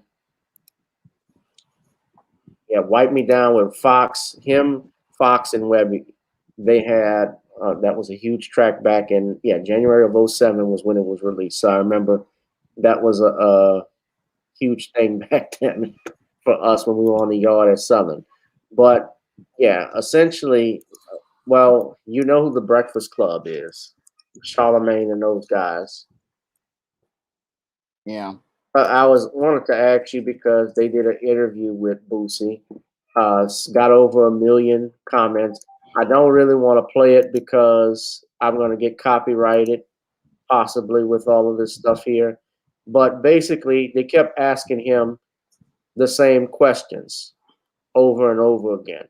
And well, I guess we can't talk about it because you don't know anything about it and haven't said it. So, but basically, they were trying to get him. He was the only person in the room standing on what he had to say. And they were like, well, when you criticize Lil Nas X, it looked like you were criticizing the entire LGBT community. Like you said, you would have knocked his ass off the stage. They thought it was promoting violence against LGBT and stuff like that. And Boosie said, no, I'm talking about somebody that's talking about exposing themselves in front of children, essentially. So, well, we won't talk about it. I'll move on. Yeah. But I didn't hear about it. Don't know about it. I don't know who these people are. I mean, at 2007, my computer had died and I was gone for a while. I mean, I was gone around then. So, but this guy it looks like they're just trying to egg him on because that's what they do on these shows. They try That's Boosie. Yeah.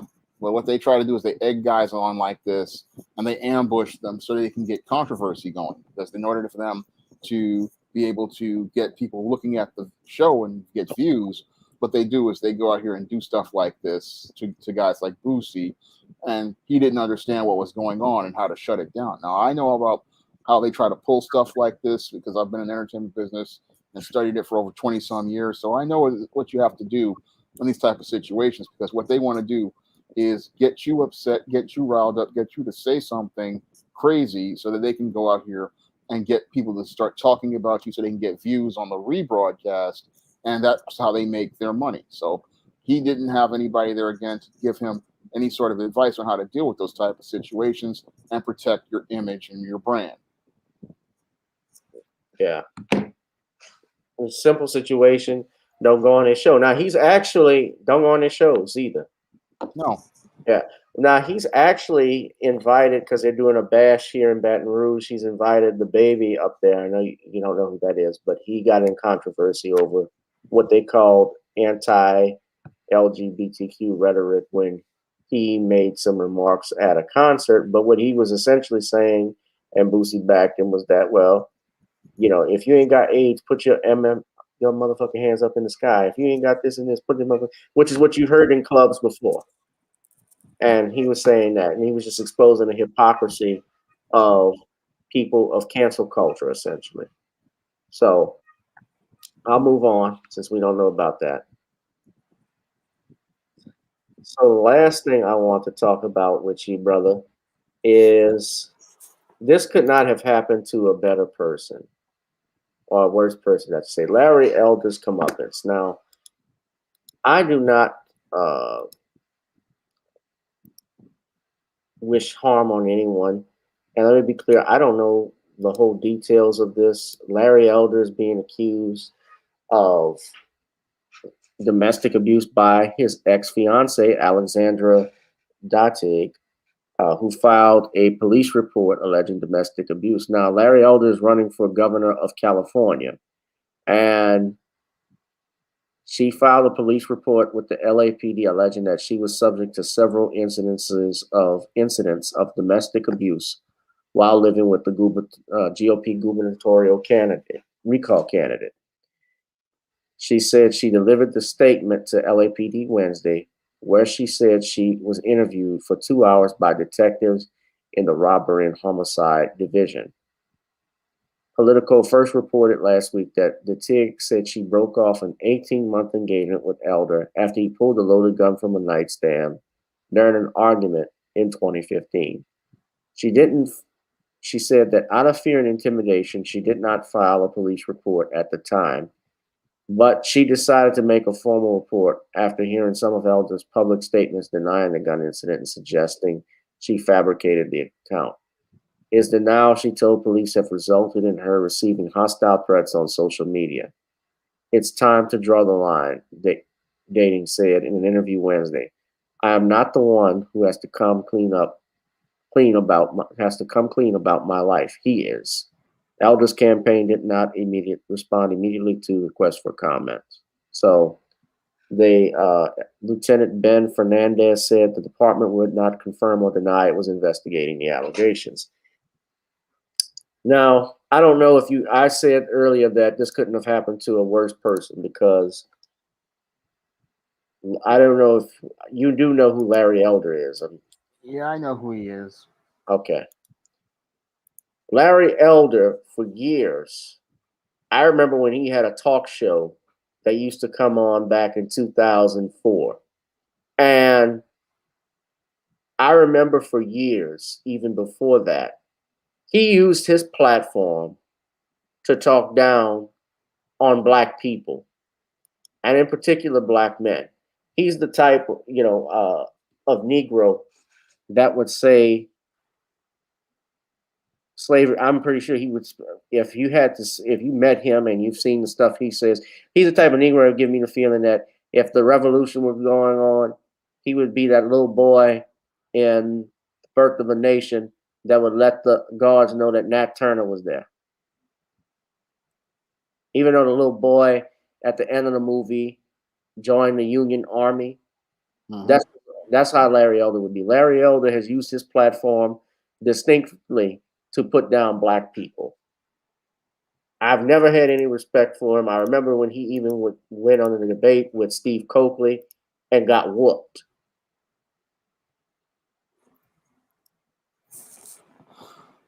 Yep. And he has a habit of doing this. And Tariq Nasheed,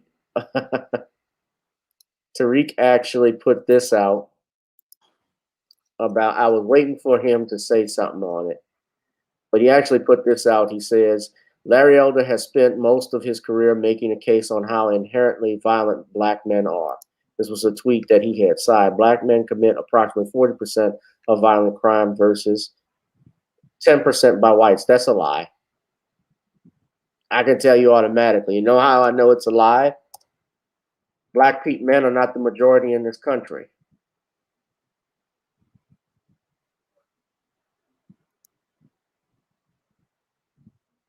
So what are you talking? So where you get your information from? But he's had a history of doing it. It's not a surprise. And he is now facing an accusation of domestic violence. Well, you know, Larry, you ought to take personal responsibility. You know, Larry, you ought to pull up by your bootstraps and fight this. Now, again, I don't know the facts of this, whether this is true or false. Like I've always stated before, any person accused of a crime, they are innocent until proven guilty.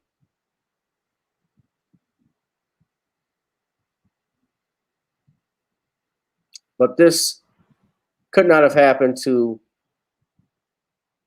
a worse person. So as a lawyer, I say presumption of innocence. As a black man, fuck him. That may be harsh, but I do not like this man.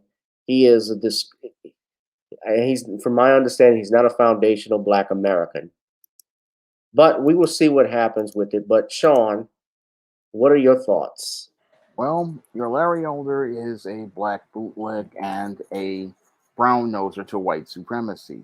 I'll give him that. But when I look at these allegations, I do find them to be quite suspect because they only came out when your Larry Elder was looking like he was gaining momentum against your Gavin Newsom in the recall election. Now, your Gavin Newsom has been an horrible governor to the state of California to the point where people just want him gone. And your Larry Elder's looking like he's getting ready to take that spot. So I'm looking at this whole case of these allegations from this white woman as quite suspect because we know here in America, all it takes is a white woman making an allegation against a black man of a violent crime, and that black man is going to jail. So if this woman had credible allegations, she would have filed a police report years ago against Larry Elder, and she would have gotten him locked up back then. So I know he's an Uncle Tom. I know he's a bootleg, but in our court system, people are innocent until proven guilty, regardless of their character. It is all about the laws of this land. And if this woman had allegations against this man of violence, she should have taken him to court and given him his day in court. That's where I have an issue with this female all of a sudden coming out here.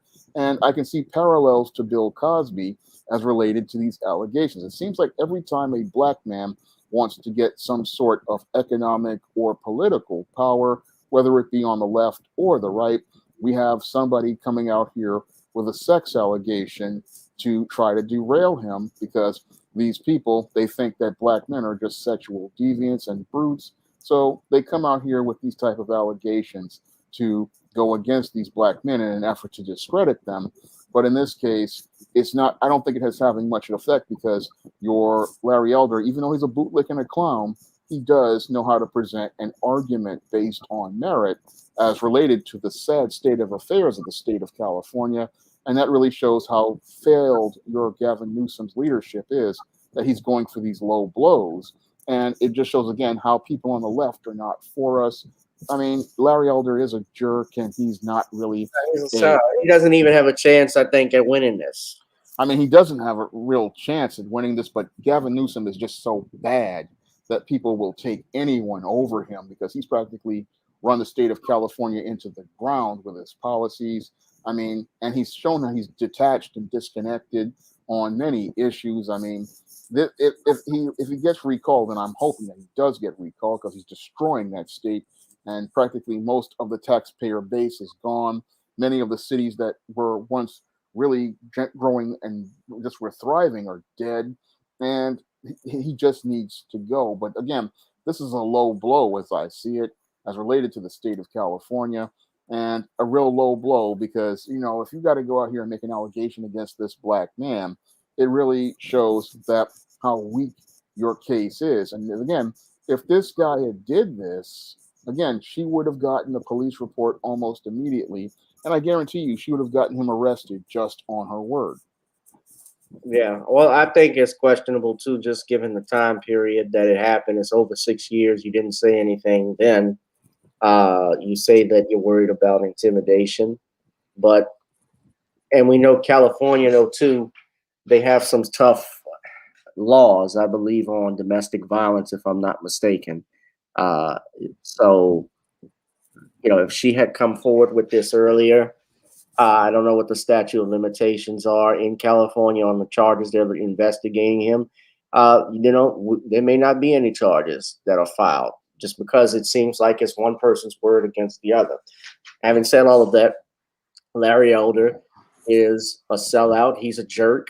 He's a he is a prime example of what we call self-hate. He has an issue with black men, black women. You know, I would not even call him an Uncle Tom because Uncle Tom, if you actually read the book by the actual book, Uncle Tom was actually the hero in the story. It was Sambo who was the villain in Harriet Beecher Stowe's book, but get what you're saying. And unfortunately, you know, the situation that we're in, you know, it's kind of twofold. You're in California, you're alleging something, you didn't say anything then. I just have to say it. And yeah, her filing what she's alleging and the reason why she's alleging it, though, are questionable. I'll just leave it at. So it's twofold. I don't like Larry Elder. I think he's a jerk, but even jerks deserve due process and fairness in our court system. So I'll say that much. I'll let you have the last word, Sean. Yeah, well, Larry Elder is, I mean, he's not somebody who's on my favorites list. I mean, he is a jerk, but again, when I look at Larry Elder, he definitely does deserve if these allegations are true, an opportunity to try these in a court of law, not in a court of public opinion. And again, these allegations are just that I find the timing to be quite questionable because it seems like as he was gaining momentum in this recall race, all of this is coming out of nowhere. And that's where I have issues with this whole case.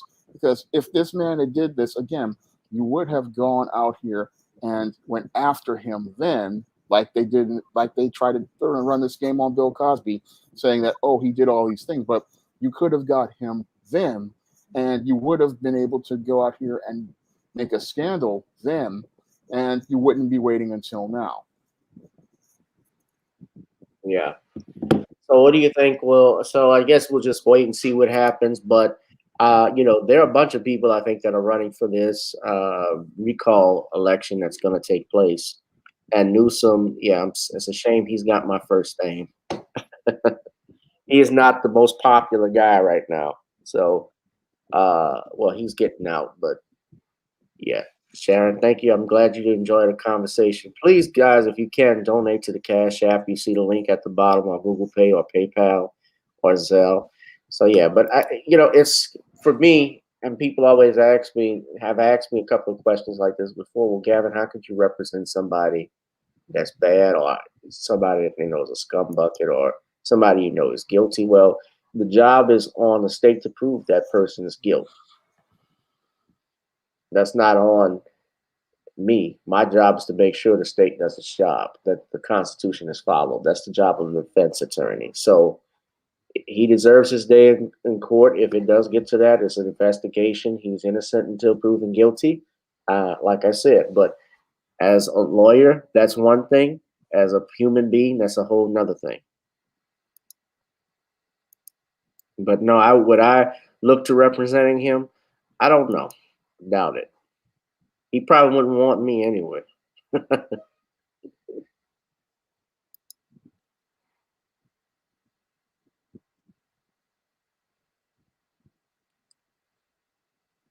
Well, Shawn, I think you've talked about this. You got a video on it, but my thoughts on a declining population of the white Americans is basically, I've heard this before, that America will no longer be a predominantly white nation. And so they're afraid of losing their power. They're afraid of losing authority. Although their numbers are declining, however, from a cultural perspective, they reign supreme still.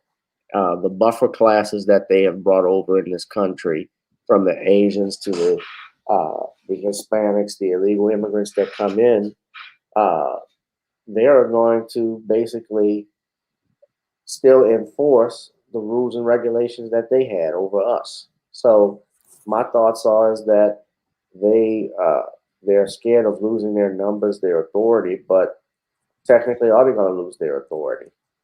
Remember, whites only make up not only less than 25%, or less than that, actually, of the world's population. The world's population is roughly 75% people of color, but who controls the wealth?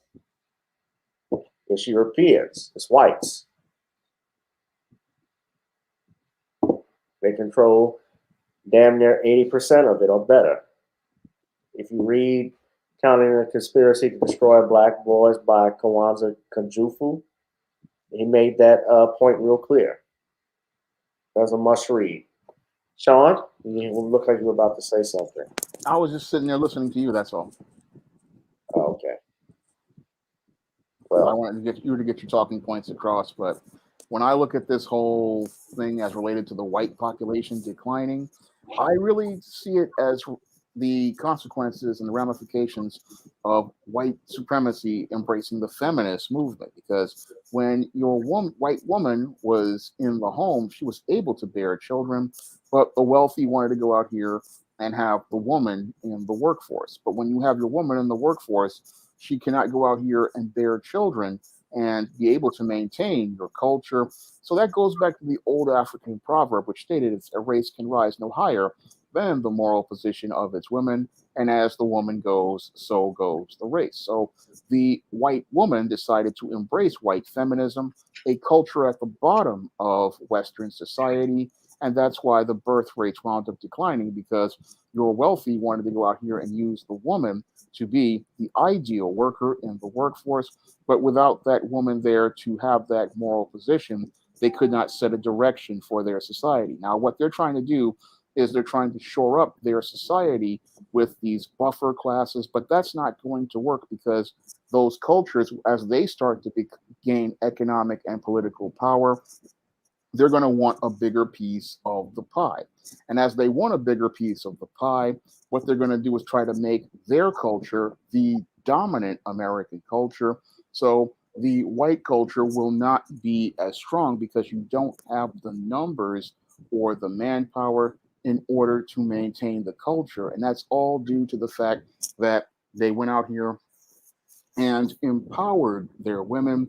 And every civilization that has empowered their women has gone on to have a serious culture, not only a cultural decline, but an ultimate collapse of that society. I mean, the Egyptians ran into this when they had their society where women were so-called equal.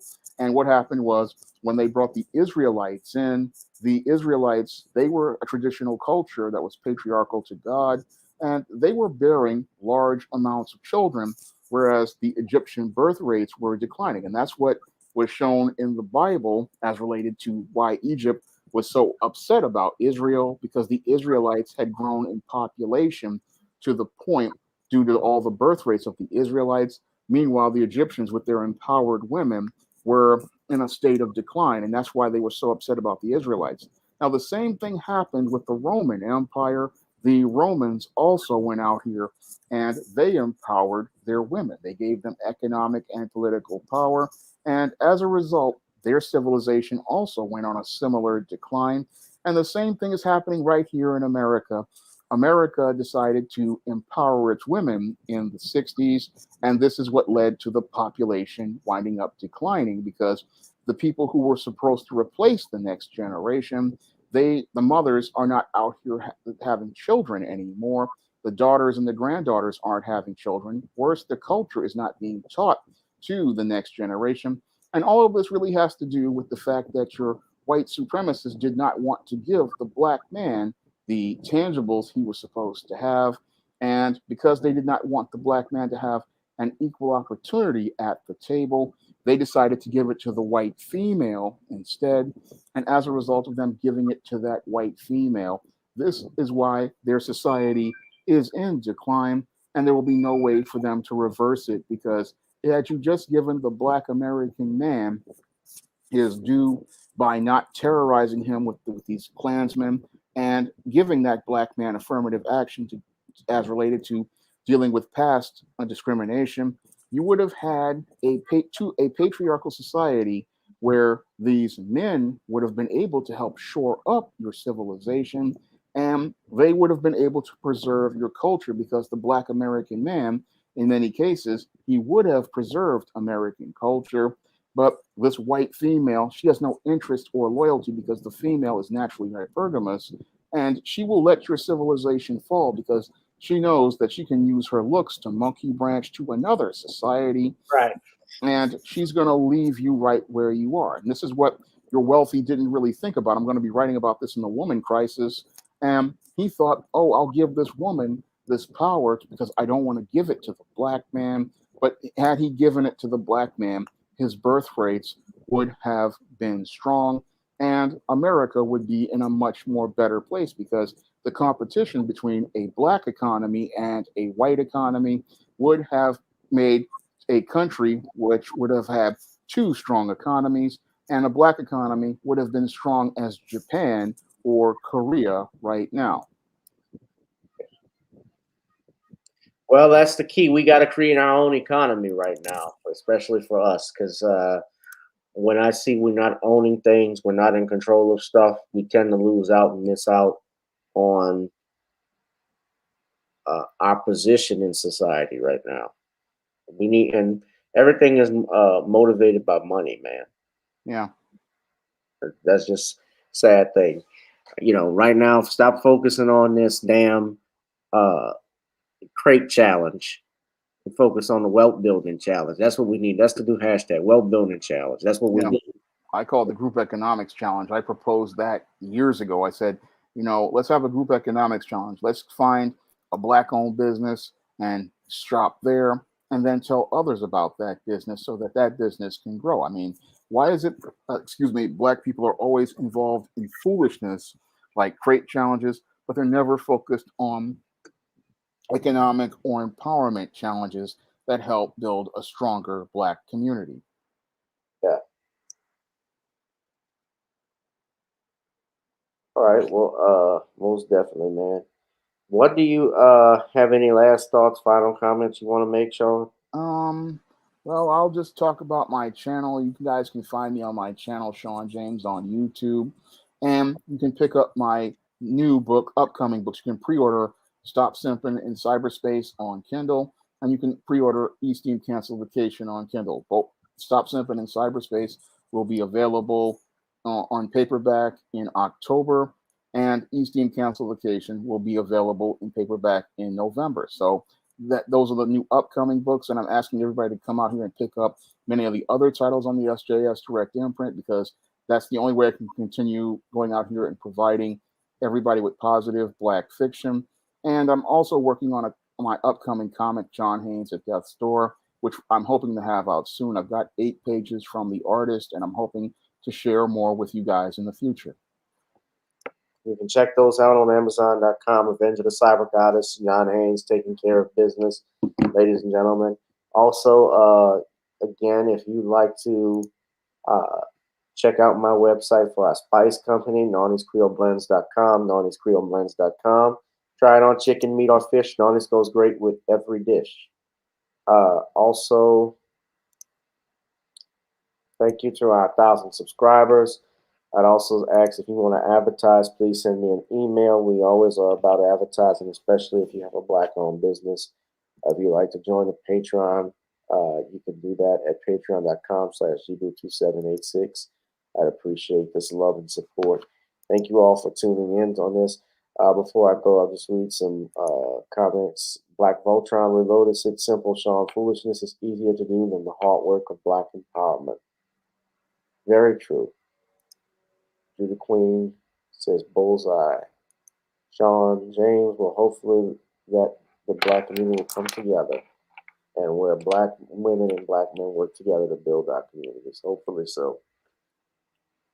All right. And you guys, of course, before we get out of here, you all can check out my latest single on iTunes, Spotify, and Apple. Got to Get On Up, of course. We'll be getting on up in a little bit. Before we get that, as we have gotten down, and now we got to get back up.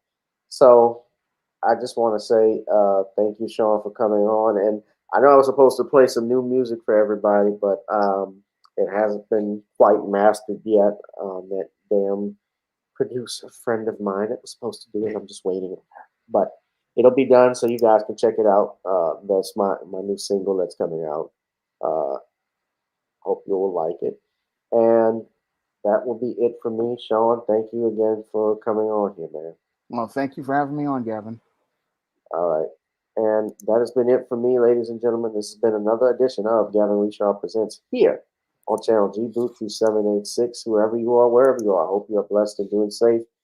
Join me on Sunday if I'm here Sunday, because we're dealing with the hurricane supposedly that's coming our way. So I don't know what's going to happen. I may not be on.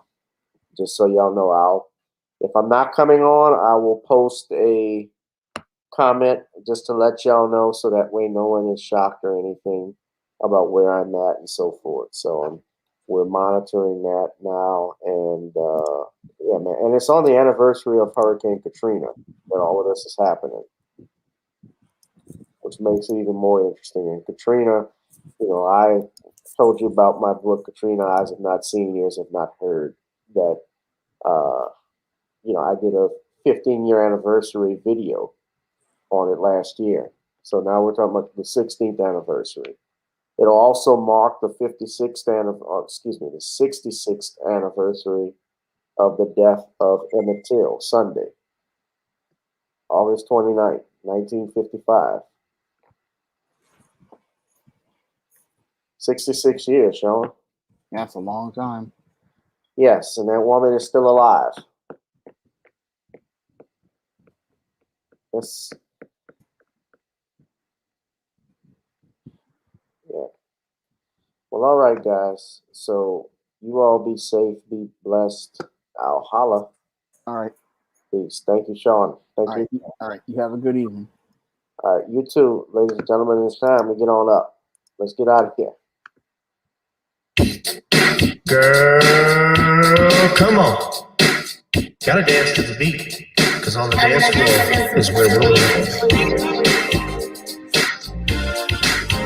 Show me what you got.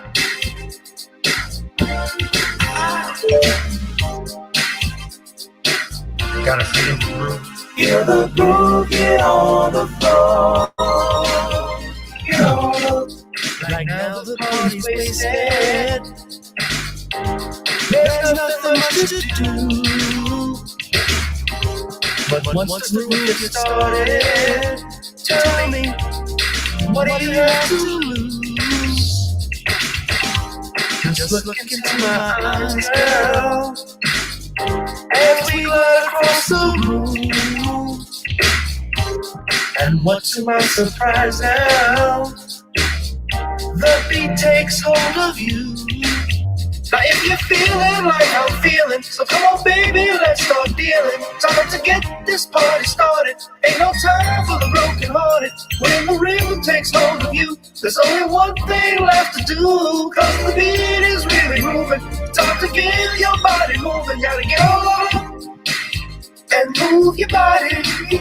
Cause when the beat is really grooving, it's time to feel your body moving. Gotta get on up and shake something. Feel the groove, get on the floor. Get on up. Tell the DJ play the whispers. Rock steady in the mood. Put on earth, wind, and fire. Tonight we're gonna groove. Show me how you do the four corners. Electric slide or two. Hit the bus stop or do the bunny hop, baby. It's really up to you. Now if you're feeling like I'm feeling, so come on baby, let's start dealing. Time to get this party started. Ain't no time for the broken hearted. When the rhythm takes hold of you, there's only one thing left to do. Cause the beat is really moving. Time to get your body moving. Gotta get on up and move your body. Cause when the beat is really grooving, it's time to feel your body moving. Gotta get on up and shake something. Feel the groove, get on the floor. Get on up. Now 2020 hasn't been the best year of all times. We've been dealing with death, the pandemic, racism, bad policing, and all the bad rhymes. But like Uncle Snoop once said, if you're breathing, you're achieving. So if you're ready, I need you all to get on up. Are you ready? 1 and 2 and 3 and 4. Get your butt on the dance floor. 5 and 6 and 7, 8. This jam we appreciate. We're gonna slide and step on the beat. On the dance floor is where we'll be. Feel the groove, get on the floor. Get on up and move your body.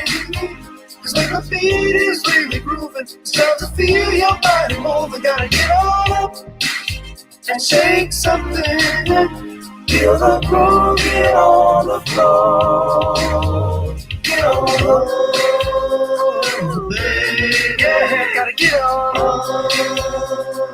Come on, baby, gotta get on up, baby. Feel the groove, get on the floor. Get on up.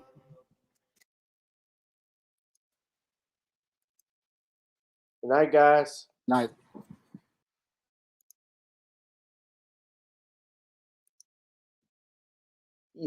Yeah. Beyonce, she just get my money. She just give me my money and I just get tight. Yeah. Harvey doing Jay-Z. Told you I would have it. All right, good night.